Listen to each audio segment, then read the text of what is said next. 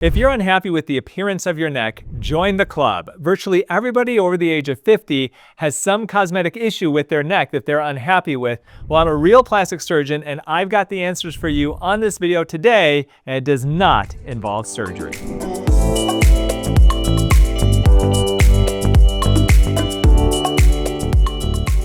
I hate my neck. This is something I hear from patients almost every day, and typically the reason why is one of three things. The first is loose skin of the neck. As we get older, the skin of our neck gets droopier, and virtually everybody over the age of about 50 or 55 has this issue. And if they don't, and they're over the age of 55, then there's a pretty decent chance that they may have had surgery to help correct it. The second reason why a lot of people don't like the appearance of their neck is due to fat. We can develop fat pockets here and here that we call the jowls, and that is fat that has fallen over the jawline.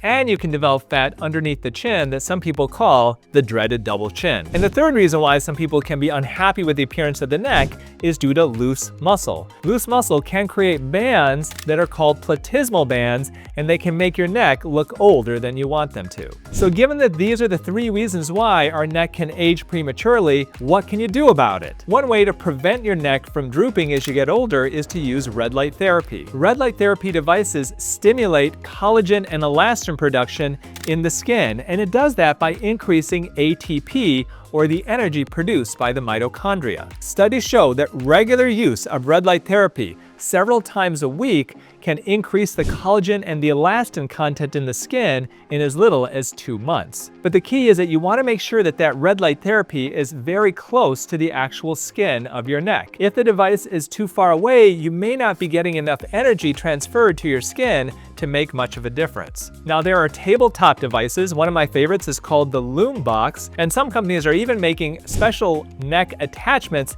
similar to the mask that you see over the face that can target the neck very specifically and directly. The best creams to apply to your neck skin to help slow down the aging process are retinol and peptides. Retinol is an over-the-counter strength version of retinoids. Retinoids are derivatives of vitamin A, and they have been proven in many studies to help increase the collagen of your skin. Now, you don't want to use prescription strength retinoids like Retin A or tretinoin on your neck skin because your neck skin is going to be too sensitive to tolerate that. In general, for the neck, you want to consider retinol. Retinols are milder versions that go on the skin inactive, then they undergo two chemical reactions going from retinol to retinal to tretinoin, and that's when it does its magic on your neck. Studies show that retinol can help exfoliate the skin, it can help increase collagen production, it can thicken the dermis of the skin, and improve fine lines and wrinkles. Now, peptides are short chains of proteins that can stimulate your skin cells to produce more collagen, and collagen is truly the building blocks of your skin. We lose collagen as we get older, about 1% a year, and this is one reason why our neck tends to droop as we get older. Now, the benefit of peptides over retinol is that it can be less irritating to the skin. So if you have really sensitive skin and retinol doesn't work for you, then go with peptides instead. Or if you can tolerate retinol, maybe use both. And I'll put a link in the caption below for some of my Youn beauty products that can fit this bill. So what skincare products are on the horizon that can even do potentially more for the neck? Well, those are exosomes. Exosomes are basically messenger packets that can stimulate your cells to act in a certain way. So messages can be put in these exosomes that can cause the skin to, let's say, create more collagen or to even tighten up. Well, currently, I don't believe that exosomes are quite there yet, and I do recommend going with the retinol and peptides first. But if you want to be on the cutting edge of skincare, then exosomes are definitely where it's at. Now we're getting into treatments that you must go to a doctor's office to have done. Cool sculpting and sculpture are two ways that you can reduce the fat in the double chin area to help to basically lift a neck. Now, cool sculpting is an applicator that is placed on the double chin area and essentially reduces the temperature of the skin and the fat to such an extent that some of those fat cells will crystallize, they will die, and eventually your body will clear them out. Because the overlying skin is technically hardier than the fat cells underneath it, the skin is left basically undisturbed. Now, cool sculpting treatments take about 45 minutes to an hour in general,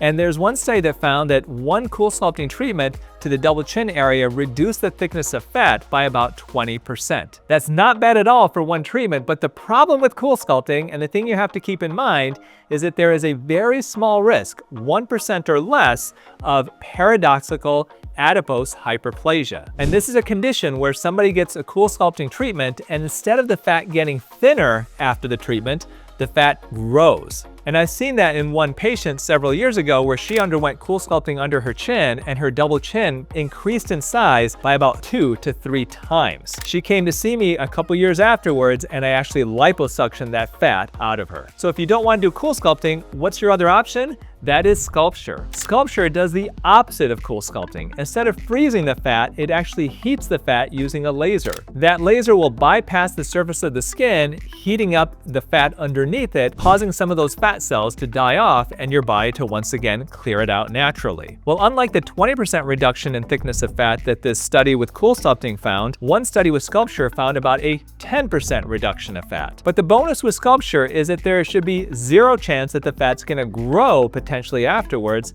unlike cool sculpting. And you can consider getting more than one treatment of sculpture for potentially better results. If loose muscle is a main issue with your neck, then Botox injections are a reasonable option. If you've got platysmal banding, and these are the vertical bands that can occur in the neck, injecting Botox into those bands can help those bands to soften and to smooth out. The results last about 3 to 4 months, but one caveat to this treatment is that I have found that if you undergo Botox injections to platysmal bands and you have loose skin on top of that, it doesn't usually work out quite as well. Those treatments seem to work best when somebody has relatively tight skin but loose muscle. Another option to help to lift the lower face is to do a Nefertiti lift. And this is a term given to injections of Botox into the lower face to help to create a bit of a lifted appearance. Now this includes Botox to 3 different areas of the face: the platysmal bands, a small amount under each corner of the mouth to help lift the corners of the mouth, and Botox a few injections along the jawline or right below it. By injecting Botox into these areas, the idea is that they counteract those muscles that are pulling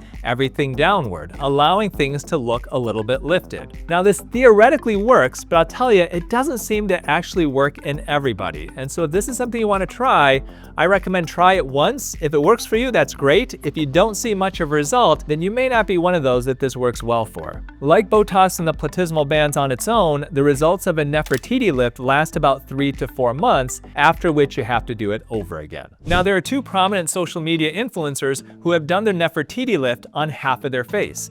This is a dermatologist who did it on half of her face, and some people argue that they can see a nice result for her. And then this is Dr. Subio who did it on half of his face. As you can see, it doesn't seem to work all that well for him.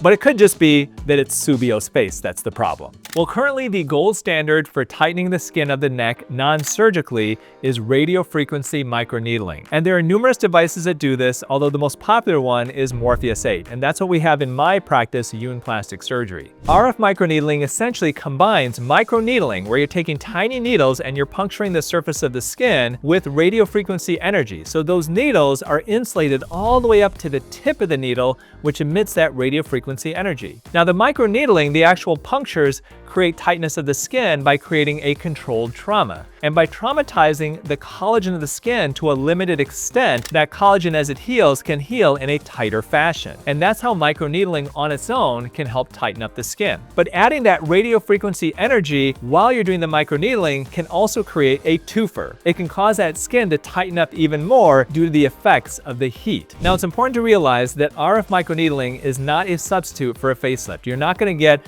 removal of skin, but what it can do is cause the skin that's there to shrink just a little bit. And that can look and feel just a little bit tighter, especially if you undergo several treatments of it. Now, the good thing about RF microneedling is that the downtime is relatively minimal. In my office, we combine it with topical exosomes so that any redness after the procedure lasts maybe a day or 2 at the most. And honestly, this is what I do to try to keep my neck nice and firm and tight, and hopefully prevent my neck from drooping as time goes on. And as of this recording, I'm 52 years old, and I think my neck is looking pretty decent for 52. Well, I've talked a lot about collagen in this video, and I made a video about 5 ways to boost your collagen naturally.